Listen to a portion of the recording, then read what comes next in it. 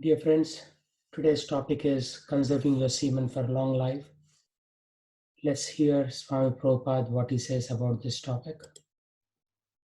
And he determined that I shall fight with the Britishers non-violent, without any weapon, because India was dependent, there was no weapon. And several times it was attempted by armed revolution. But these Britishers are more powerfully cut down. So Gandhi, he invented this method that I shall fight with the Britishers, even they become violent, I shall not become violent, so I shall get world sympathy. So this was his plan. He was a great statesman. But his determination was so fixed up because he was a brahmachari. From at the age of 36 years, he gave up. He had his wife, but he gave up his sex life. He was a family man. He had children, he had his wife.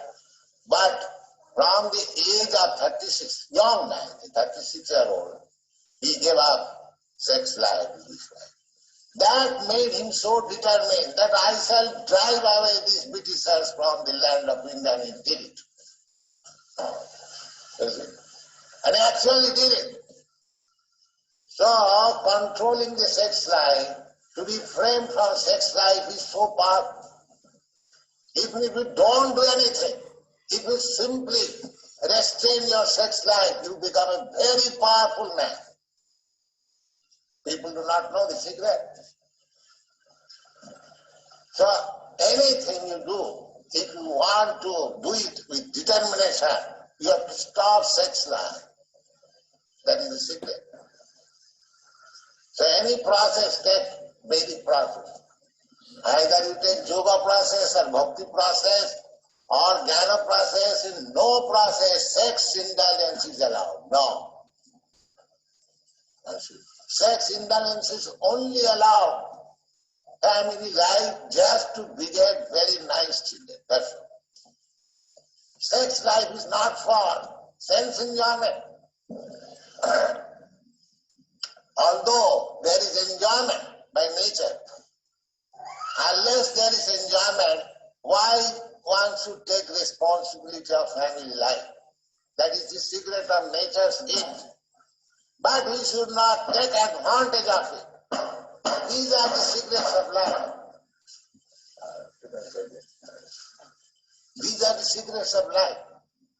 So yoga practice, such a nice thing. If you indulge in sex life, this is simply nonsense. Simply nonsense.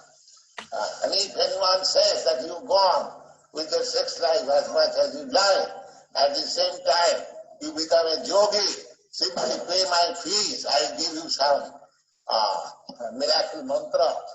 These are all nonsense. So that was Swami Prabhupada, the founder of ISKCON, and his disciple, His Holiness Bhaktivikas Swami, says that our sexual desire is simply a perverted reflection of our heart's deepest longings to love Krishna.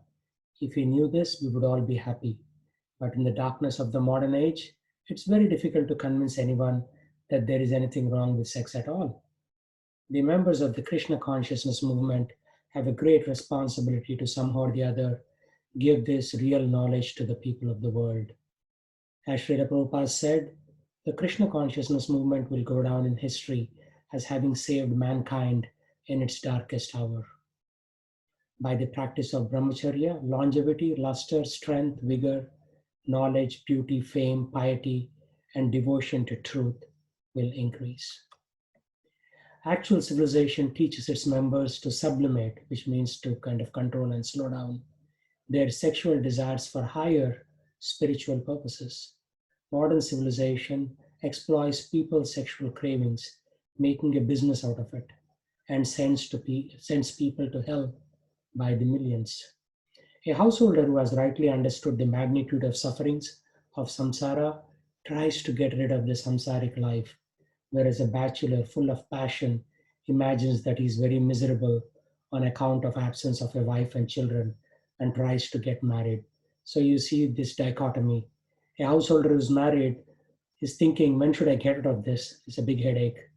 And a bachelor who's just about to be married is always anticipating the happiness, so called happiness of getting married and enjoying, which is all illusory. It is not there, anyways. Practice of brahmacharya gives good health, inner strength, peace of mind, fortitude, and long life. It helps conserve physical and mental energy, augments memory, willpower, clear thinking, power of concentration, and ability to grasp philosophical subjects. It bestows physical strength, vigor, vitality, courage, boldness, and strength of character. To one who practices brahmacharya, divine knowledge comes as if naturally.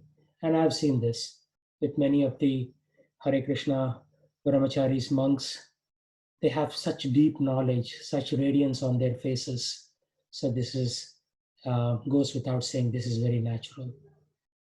And Bhaktivikas Swami continues, his words convey meaning and authority and leave an impression on the hearers.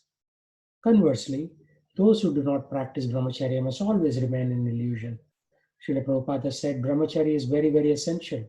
When one becomes detestful of sex life, that is the beginning of spiritual life. Without becoming brahmachari, nobody can understand Brahman or spiritual life. Seeing all this, Vaishnavas are sorry. If only people could understand this simple fact. We are all eternal servants of Krishna. And that's the reason I'm making this little video, so that this knowledge can be propagated to my friends and contacts. According to Ayurveda, Sapta Dhatus or seven Dhatus that support this life in the body are: from food, chyle is manufactured, from chyle comes blood, from blood comes flesh, from flesh comes fat, from fat comes bone, from bone comes marrow, out of marrow comes semen. So it is said that 80 drops of blood in Ayurveda are required to make one drop of semen. So if you drop or waste 10 drops, that is 800 drops of blood. And that's why after the act, people feel very weak. How precious is semen? It's the last essence. It's the essence of essences. The virya comes out of the very marrow that lies concealed inside the bones. So semen nourishes the physical body, the heart, and the intellect. A wrestler may control the body, but his heart and mind are not controlled. And so on. An advanced bhakta who dives deep in meditation will have full brahmacharya, even if he does not take to physical exercise. So one drop of semen, as we mentioned earlier, is manufactured out of 40 drops of blood according to modern medical science and 80 according to Ayurveda. So this is a very peculiar property that semen is secreted from the blood, which means it's the essence of the essence. Just like bees collect honey in the honeycomb drop by drop, similarly the cells of the testicles collect semen drop by drop from the blood. And under excitement, when the man sees an image of a woman or a imaginary image, the ejaculatory ducts put that out. So semen is very subtle, right? Just as sugar is all pervading in sugar cane, butter is there in milk, semen is pervading the whole human body. Just as buttermilk is thin after the butter is removed, so also semen is thin by its wastage. The more wastage of semen, the more is the weakness. And therefore the Yoga Shastras say, Maranam bindu patanat, jivanam bindu rakshanat. Falling of semen brings death, preservation of semen gives life. Semen is the real vitality in men. So if you see somebody who is practicing brahmacharya, their faces become very bright. So it is said it imparts Brahma Tejas to the face and strength to the intellect. There are 8 kinds of enjoyment depleting brahmacharya. Just darshan or looking at a woman with a passionate resolve, sparshan or touching them, keli or playing with them, kirtan or praising the qualities of the other sex, guhya bhashan or talking in secrecy or privacy, sankalpa or determination to perform the act, adhyavasya or nearing the other opposite sex with desire for gratification, and finally kriyanivriti or the actual sexual act.